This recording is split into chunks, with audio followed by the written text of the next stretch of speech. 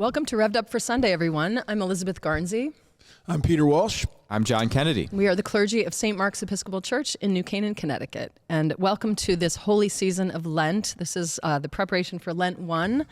And I love this season. It's a season for all of us to sort of gather around and take stock of our lives and bind together as we prepare for a joyful and holy Eastertide.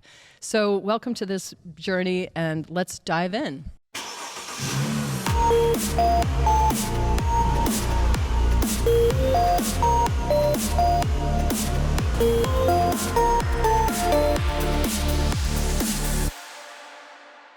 Hey everyone, Rob here. I just want to take a moment and let you know about a great opportunity to deepen your relationship with the Gospels this Lent, both in person and online. Beginning the week of February 11th, we're launching Rev'd Up for Lent, our small groups which we call Maranatha House Churches. These groups meet once a week for 6 weeks to discuss the latest episodes of our podcast. Feel free to bring your own questions and insights or use the ones we've provided in our discussion guide. If you're unable to attend in person, we have a group meeting over Zoom on Thursdays from 5 to 6 p.m. Eastern Time, running from February 15th to March 21st. Or if you prefer, you can download a discussion guide right from our website and start an in-person group with friends or other members of your own church. For those of you wishing to attend one of our in-person house churches, meeting here at St. Mark's, we have 3 options. There are 2 Wednesday groups beginning February 14th from 12:45 to 1:45 p.m. or 7:30 to 8:30 p.m. We're also offering an option for Saturday mornings beginning February 17th from 9:30 to 10:30 a.m. You can register at stmarksnewcanaan.org. We hope you'll join us this Lent, however you choose, as we journey through the Gospels and wrestle with all our thoughts and questions that come up along the way. And now back to Father Peter, Reverend Elizabeth, and Father John. It's year B. We have the text from Mark 1, 9 to 15. In those days, Jesus came from Nazareth of Galilee and was baptized by John in the Jordan. And just as he was coming up out of the water, he saw the heavens torn apart and the Spirit descending like a dove on him. And a voice came from heaven, "You are my Son, the Beloved. With you I am well pleased." And the Spirit immediately drove him out into the wilderness. He was in the wilderness 40 days, tempted by Satan, and he was with the wild beasts, and the angels waited on him.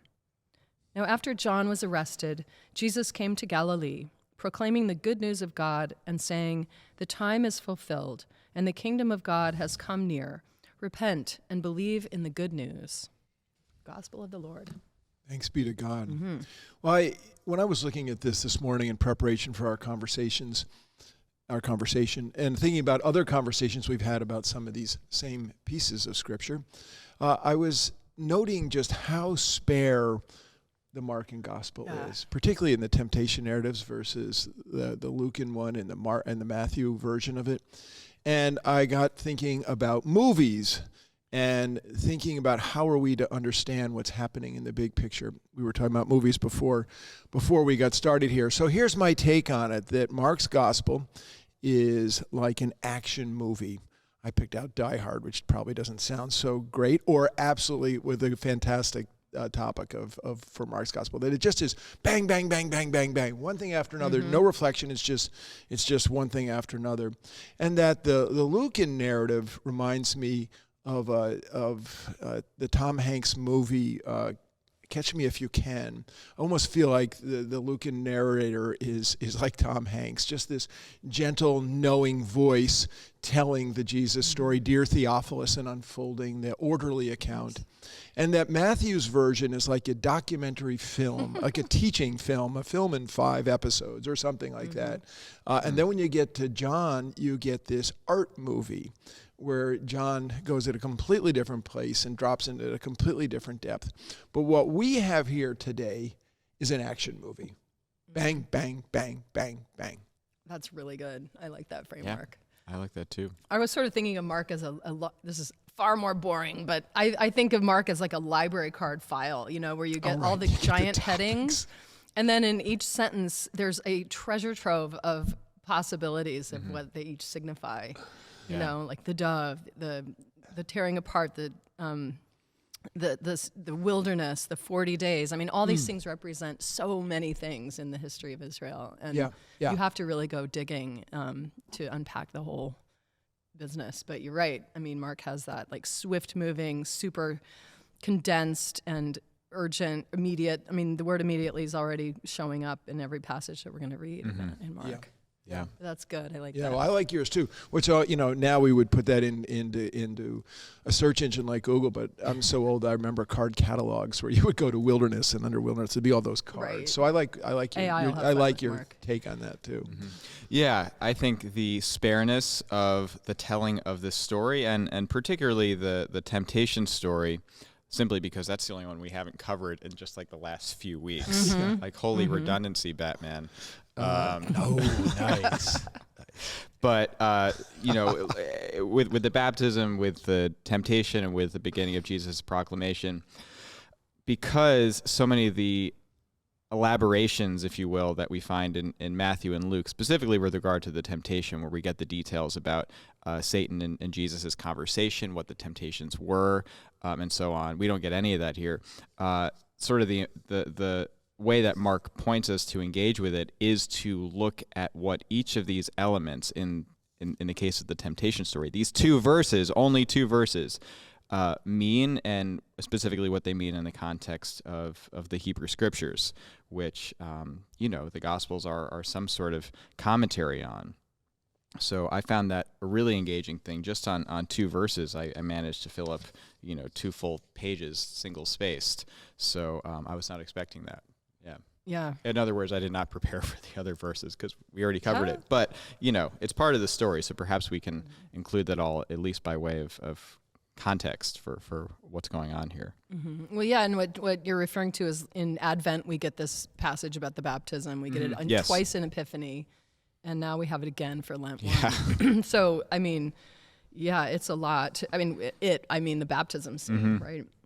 And I think that I think that it's here to give framework for Jesus being driven out into the wilderness, and that language of being driven out is already echoing like the Adam and Eve story, where Adam and Eve are driven out good call. into a wilderness, and Jesus is sent to kind of reenact or relive the steps of Adam and Eve and get right what they get wrong on their behalf, on all our behalf, and then, come live into the garden of the kingdom.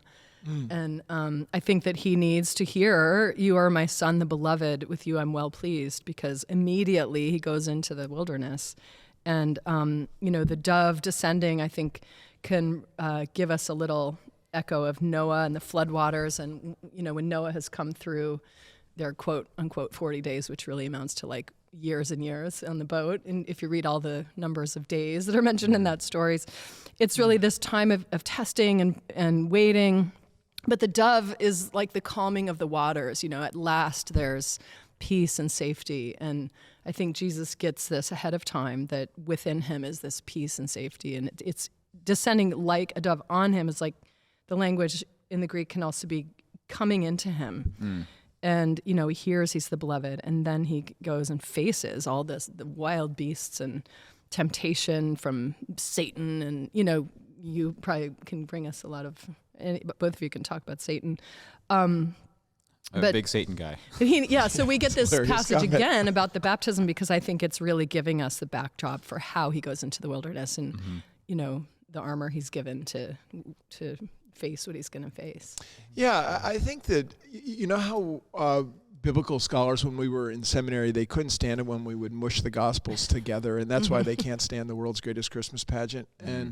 But I think that, if you just take the Markan story the way it is, and in its uber spareness, you're talking about the context, the role of the Spirit. That Jesus is not making his own decisions here the way he is in John's Gospel. Remember, in John's Gospel, we talked about that a few weeks ago, that he chooses to go to Galilee. Here he's driven, and Alyssa, told us in such great ways about what the drive portion it was. But I want to go into the wilderness here with Jesus for a second, because I found myself understanding anew just even the meaning of the spare pieces we got. And so like that he's that the wild beasts, he's there with the wild beasts, or are the wild beasts his companions? I mean, is this grim or is this good?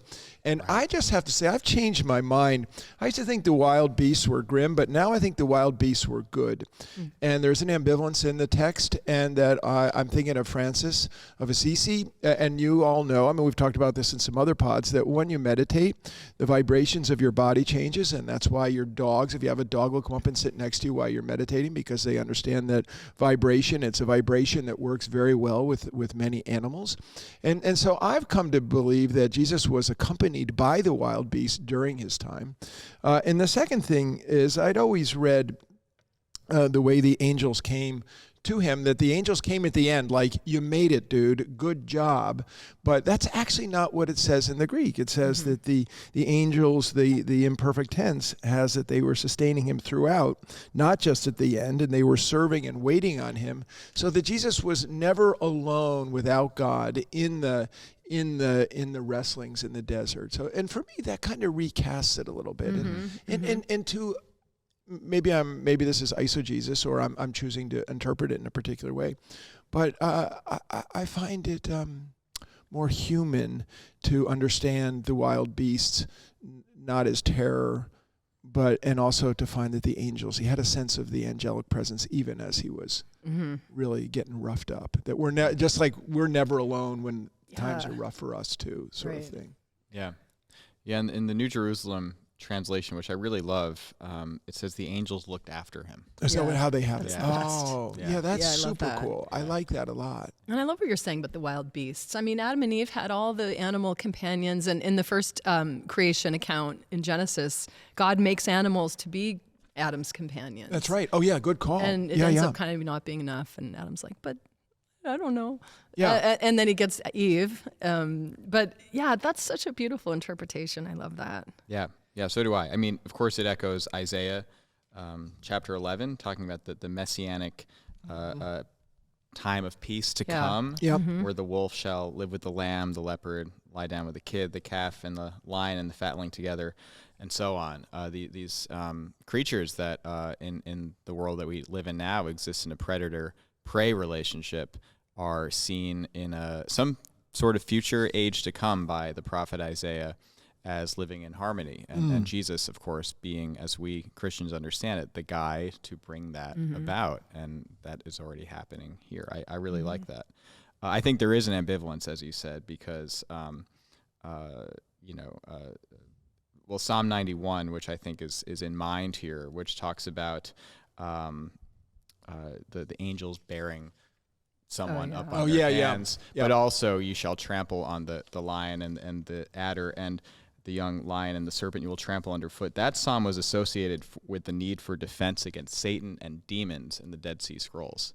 And those are people who knew about the wilderness. So I think there is an ambivalence, but I prefer the former take that you brought out, Peter, that this is sort of like a St. Francis-like Jesus living in harmony with all creation. Yeah, I think it's a both and here. I think because, so too. We get that whole Adam echo, and it's both in the story in Genesis Very good too, point. where the serpent is really the enemy, and Nice. Yet the logic of creation is that everything is meant to have its place and have its harmony and have its companionship and coexistence, all to the glory of God and to revel in the presence of God. And I think that's the kingdom that that Jesus is coming to proclaim, that we've lost sight of this garden, that God really created for us to be in. And Jesus is seeing, by withdrawing into the wilderness, he's kind of seeing the world for what it is, and he has to go take it on in a way that's not going to just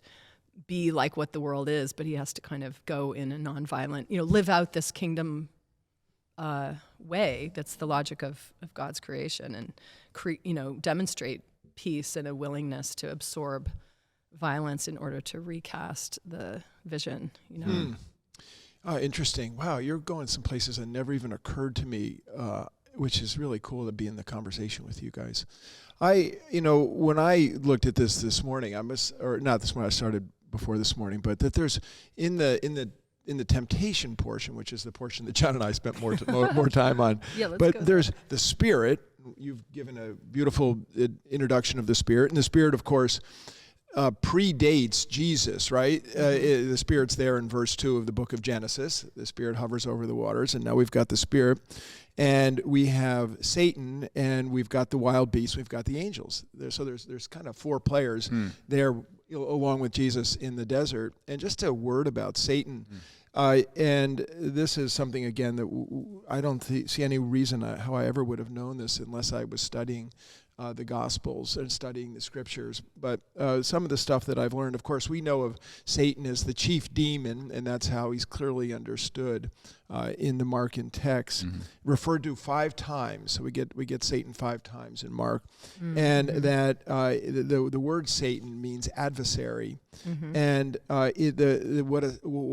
Satan is evolves in the Scriptures. So Satan starts off as a human adversary in antiquity, just someone who's your opposition, and then it moves up to Satan as an accuser of human beings before God, and we see that in the book of Job. And then it evolves further where we start hearing the word devil from accuser to adversary. It starts to try to destroy the creatures of God. But as you know, we had talked about it. I think, John, you brought up in one of our past pods that in the Hebrew Scriptures, Satan is not a big deal, so to speak. Satan's still an emissary of God in the Hebrew Scriptures. But by the time we get to the New Testament period, things have really shifted around. Yeah. And some of that comes apparently out of Babylon. And you're so articulate about so many things, but this question of light and dark, and this was the Babylonian Persian perspective, and that got picked up. Yeah. And then suddenly Satan becomes the kind of the chief poobah of all that is opposed to God. And then in the New Testament, of course, we have Satan as the chief of all that is in opposition. And so one of the things we've talked about in the previous pods is that the drama that Jesus is playing out is being played out on 2 levels. It's being played out on the earthly plane, but there's also a spiritual plane being played out. And so we're going to get that throughout. And so he's got the chief adversary against him in the desert. That's really the kind of background of some of what I understand is the background of all that. It's the first opposition that Jesus faces in the gospel, and perhaps we are to understand the most significant opposition, because it is the power behind the human opposition he faces.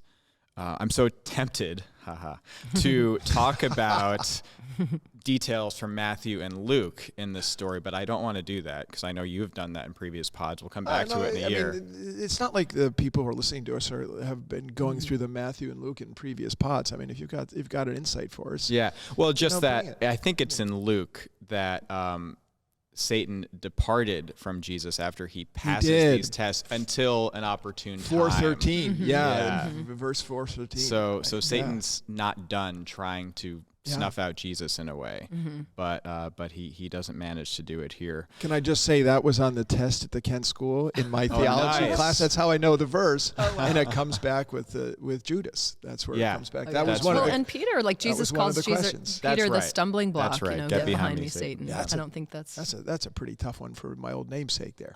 But anyway, keep going. Yeah. And of course, I know you talked about this in the pod for Lent 1 last year, but the difference between tempted and tested, these are both legitimate translations. Here in the NRSV, we get tempted. In other translations, such as the one I just mentioned, New Jerusalem Bible, it's tested. Is this a significant distinction in Mark's narrative in your minds? Well, I think when Paul or Peter, letters of Peter that say, Jesus was tempted in every way as we are yet. I think that's Hebrews. Oh, Hebrews. Yeah. Sorry. People used to think that was Paul. Yeah, right on. So still do. I think that at least it became associated with what his experience was, being tested, being put through trials. I don't know if it's significant. I think it's both. Temptation is a testing for sure. Yeah, it's super beyond my pay grade, if you don't mind my saying. You have to bring in a real scholar to answer that. I don't know, but how about this one? Corollary to your question. Are the temptations to break down Jesus? Are they to build up Jesus? Or are they to clarify for Jesus? So break down, which is I'm gonna break you down by giving you these things and see if you fail. To strengthen is to say I'm gonna push you, and you're gonna have the strength to overcome these things, and so you'll be stronger for it, like training, like physical fitness training, and then clarification, which you get, I'm not going to choose, which you can get in some of the other two gospel passages. I'm not going to choose this kind of power, showy power. I'm not going to turn bread into, stones into bread. I'm not, and which, could be a clarification. Do you have any sense of that? What are these temptations for? Oh, yeah. I mean, I think it plays out in his life that when, if we do draw from Matthew and Luke that he was tempted to make bread out of stones, later on he is given bread by a child to give to the masses. It's a gift from God, like it was for the Israelites in the wilderness, not to make it on his own terms, even if he's capable. So he has this time in the desert to really consider what the world is like, and he knows what's happening with John the Baptist. He's about to get arrested. That's in our text here. Yeah. He sees that this warring powers of human kingdom and all that, and how the power struggles and one-upsmanship and all that stuff play out. And I think he's really, the 40 days is really a signifier for a really important time of of sifting and testing and reflecting. And Jesus is maybe disabused of the idea that he can enter into that fray on the same level. And maybe it's clarified for him that there's this other way that God has in mind for him. Yeah. And he's tempted to kind of rule the kingdoms of the world, and it would be just the opposite of imperial rule. So yeah, but what about in Mark? So this is all good. Everything you said is all good. But if you're in Mark, if we stay in Mark only, and we have this, what do you make of that? Right. What do you make of that? Where we don't get all that other information. He's just tempted. He's tempted, and he's cared for, and then he's out of there. Yeah. But he takes it with him. I think that's how he can start his public ministry. Definitely. Ministry. Definitely. Yeah. But it doesn't. But would you agree? I mean, the interpretation you gave is super solid, is right on. But we have to go to other books to get that. Yeah. I mean, it doesn't spell out the temptations, but I think as he walks through his ministry in Mark, all the ways he chooses to take on confrontation and respond are not ways that look like, our ways. And, even letting, the way he hands himself over to be killed and surrenders himself into God's hands in the Garden of Gethsemane. He's like, not your will, but not thy will, not my will, but thine be done. He's not testing God. He's totally surrendering. And I think it shows that he had this clarification coming out of the wilderness. So I think it still stands in Mark, what I was saying, but without the specificity. Yeah. I don't know. What do you think? I think all three are going on. That obviously it is Satan's intention to break Jesus down. I don't think Satan is secretly cooperating with God, at least not wittingly. Certainly that's not how I think Satan is depicted in the scriptures. So there's an attempt to break down Jesus, most definitely. But the Spirit is the one who drives Jesus into the wilderness, meaning that there is some divine intent for this to build up Jesus in some way. That, what in this case, what Satan meant for ill, God uses for good. That sort of dynamic, which I think is such an important way of thinking about how our trials in life can build us up. Not that they were sent to us necessarily by God, but that God can use them for the good. And I like the testing one because I know this isn't always a popular sentiment in the Episcopal Church, which often likes to make faith sound really easy for people. It's not easy. I think I mean this very tongue-in-cheek, but we could recover a little muscular Christianity, this idea that, as Paul talked about, the Christian life is sort of a race. It is sort of an athletic endeavor in that you don't have to be physically fit, but you need to be spiritual combat. Fit. Yeah. It is spiritual combat. I think spiritual combat is at the heart of Christianity, and whether you can conceive that as,